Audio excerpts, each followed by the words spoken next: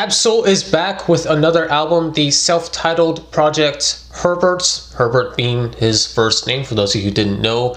This is coming 6 years after his last album, Do What Thou Wilt. Yes, I did try to recreate the cover for the thumbnail of this video. Kind of surprising that there's this big of a gap between releases for Ab-Soul, as all of his other albums have been released either 1 to 2 years apart. His first 4 albums being released within a span of 6 years, and then here we are 6 years later, now getting his 5th album. Kind of interesting. Herbert is not shy to talk about this at all on this record, his quote-unquote return to music, return to rapping, whether it is his passion for creating music, his passion for rapping, or things relating to the Top Dog Entertainment label which he is under. Lots of subject matter explored in this record, as he even throws in some subtopics relating to his mental health, the work ethic of the profession that he has chosen, as well as a couple songs that, you know, just relate to sex and relationships, you know, stuff like that. Most of which I do think has a decent flow to it, although I do think there's a bit of inconsistency relating to the quality of these tracks. I do think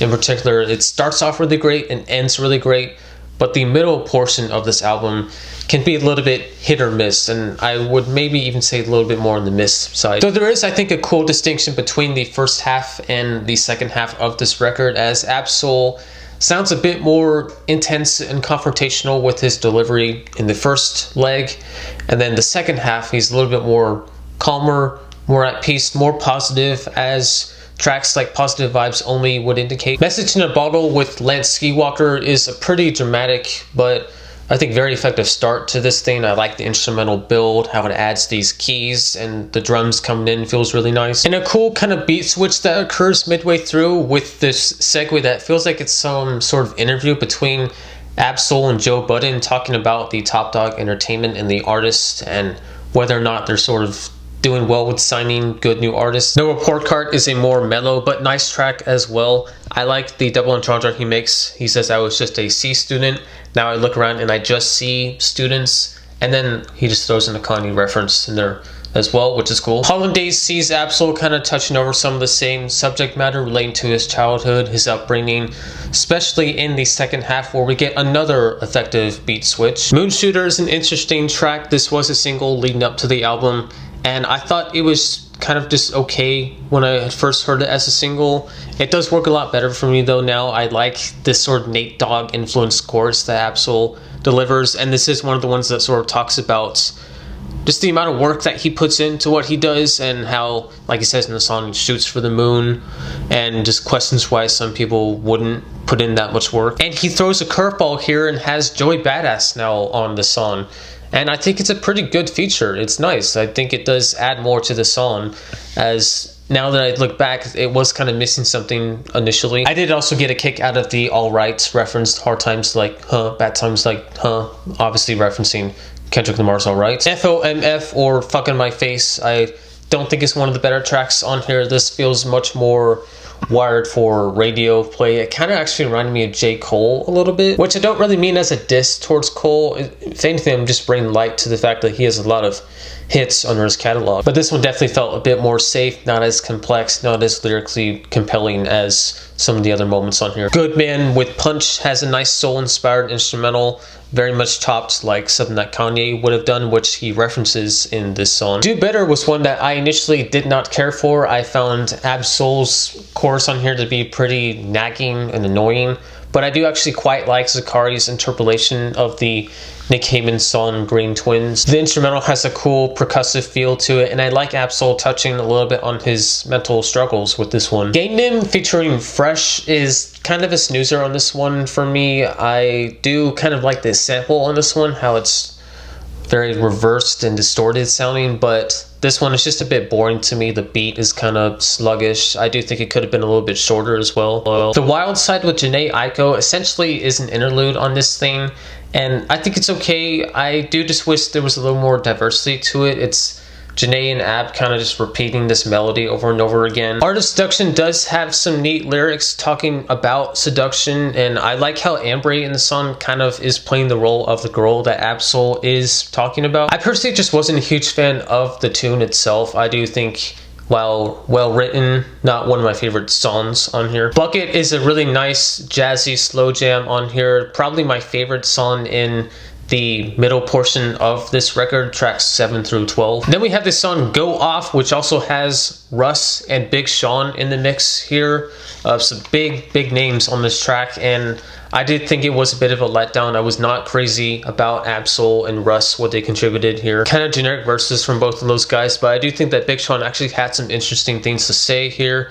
He had some bars. I didn't mind some of his lines. Definitely a little bit more diverse compared to Ab-Soul and Russ. Fallacy with Alameda sees Ab-Soul talking about the Top Dog label and how helpful they were in his coming up in the music industry. A cool hidden feature from SZA in this one as well to close out the thing. Herbert is a very slow moving, patient, reflective song, unexpectedly it being his name as the track. He's talking about himself. Some interesting lines in this one that maybe explain why there's been such a big gap between releases for Ab-Soul. He mentions having gone to rehab and how he dealt with a little bit of depression for the last few years. Church on the Move is definitely a highlight off this album for me. It has this sample. The only way I can describe how it sounds is if you guys have ever done this with your ears and just like push the earlobes like back and forth inside your ears, and it's like this wah wah sounds.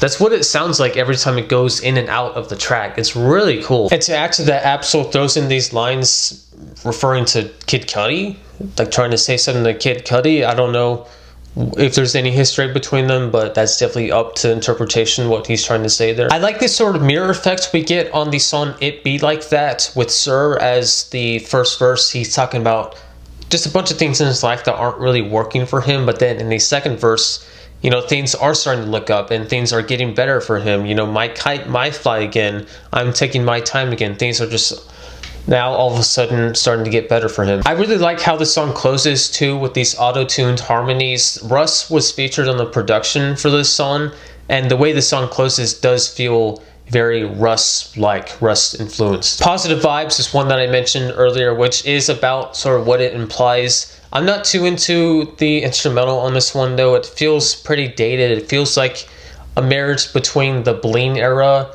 as well as the dubstep electronic rock era. Sort of like, I can't believe I'm saying this, but sort of like Radioactive by Imagine Dragons. It's that era of pop music combined with the Bling era of hip hop. Really weird combination, a bit distasteful as well, if I may say so. However, things end off great, so great with this song, Gotta Rap. I swear I did not know this. When I first heard this song, it sounded like a DJ Premier production. It sounded like a beat he would have made. And alas, he's the producer on this track. And unsurprisingly, the beat is fantastic on this one. Very old school sounding. I like the bass line on this one quite a bit. His use of horns and woodwinds sound great. And Ab-Soul just sounds so great on this instrumental, and I like how he talks about rapping and just his passion for doing what he does. Excellent way to close out the album. I definitely was very happy with this being the last song here. So yeah, as I said, the album really starts off great and it ends great, but the middle portion definitely had a little bit to be desired for me. Well, I did like Herbert touching on various topics in this thing, Herbert referring to Ab-Soul. I don't think it always worked for the record's benefit. I think maybe with it being 18 tracks, you could have pulled at least a few out and it would have just felt a bit more orderly. But overall, I did quite enjoy this thing. I think there are some great highlights on here, and I'm just glad to see Ab-Soul back making music. Hopefully we don't have to wait as long for his next project. Herbert for me gets an 8 out of 10. If any of you have heard this by chance, please let me know what you think. Do you think it was worth the wait? Do you think it maybe took too long for this to get out? Whatever you want to say, let me know in the comments. Getting close to the end of the year, I'm excited. Also, a little bit not excited as well, just because I remember last year making those two top 10 videos was definitely a bit time consuming. There was more editing I did and more preparation I had to put in for the videos, but I think it'll be worth it this year. And I feel like I've also listened to a lot more albums and seen more movies this year, so it'll feel more like the best of the best that I'm talking about in those videos. From my point of view, of course, because this is all just my opinion. We all have our own opinions, and this is mine. Thank you all for watching. Peace out.